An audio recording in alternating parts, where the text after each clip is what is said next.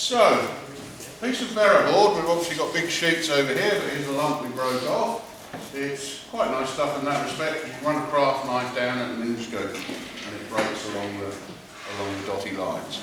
Now, you're going to put your components on there, you know how to use breadboard, and nobody had any problem with that at all. And on this you can actually see the copper tracks as they are, so it's obvious what's connected and what's not connected. Now, every now and then you want to use the same line, but you don't want it to connect to the thing that's the other side of the line.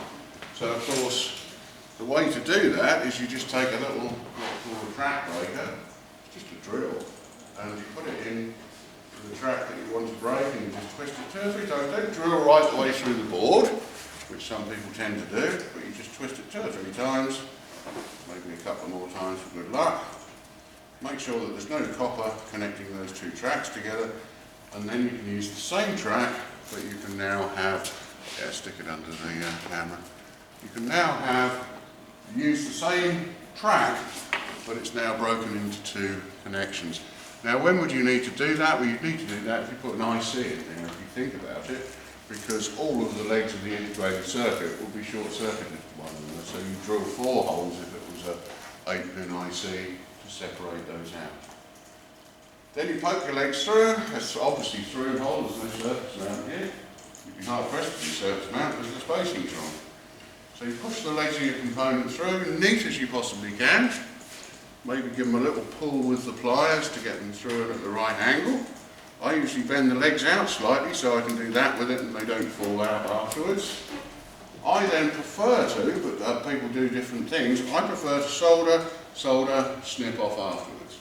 Some people prefer to snip off, bend the legs over, it's entirely down to personal choice, but if you do that you're going to fill up more holes, so you'll have to use a bigger piece of Veroboard. You poke the legs through, because it's through-hole technology, through the other side, solder, hold the soldering iron onto the copper track, feed the solder in slowly but surely until you get a lovely shine on the solder, and then you know you've got a good connection in there. Pull the soldering iron away, wait for it to cool, and then snip the excess leg off. And it's permanent, very permanent. You can literally throw that around the room and it will still work after. Okay, so that's Veroboard. That's sort of one step removed from your printed circuit board. The advantage of a circuit board that's permanent, the advantage of a printed circuit board that's relatively quick to put together. When you do it, same as your printed circuit board. Go out of your way. I will spend ages on these things to make them look aesthetically pleasing. So I'll want that resistor on that side because it looks right, and I'll put all kinds of things like jumper wires in, and I'll turn the IC upside down, all manner of things just so that that looks right on the component side. So think about how you do it as well.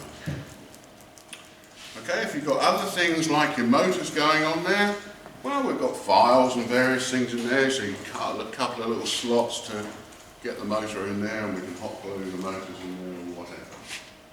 Okay? Any questions on Veroboard? We've got lots of it, we'll cut it up, you've got to tell us what size you want. Probably better you work out what size you want before you cut it, because once the components are on there, there's a risk that we might try and cut it and then we'll break some tracks and then we'll ruin your circuit. So try and get it roughly the size you want to start with. You can obviously shape it as well, because it's only sort of 5 months. Okay?